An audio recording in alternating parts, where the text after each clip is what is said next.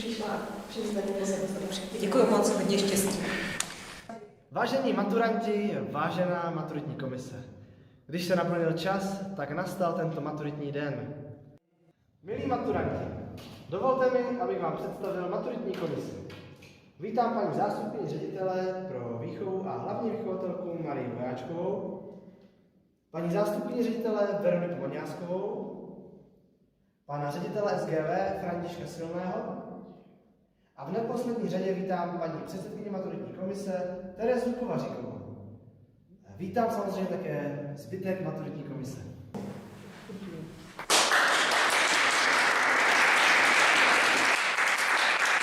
Tak, milí maturanti, aby bylo jasno, na jedničku mi jedině Pán Bůh, na dvojku to zvládám já, na trojku zde maturitní komise, na čtverku možná ti nejlepší z vás a na pětku zbytek světa.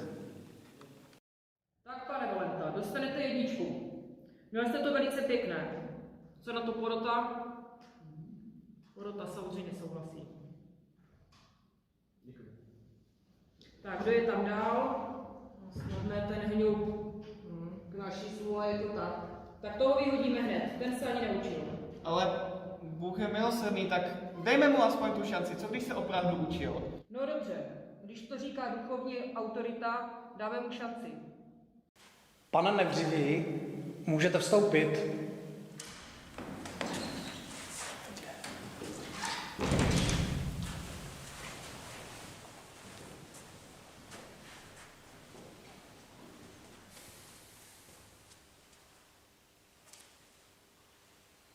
Devítka. Tak to máte štěstí, pane Nevřivý. To je Austrálie a Oceánie. To je to nejlepší, co jste si mohli vytáhnout. Ale pane Nevřivý, ta tečka je dole.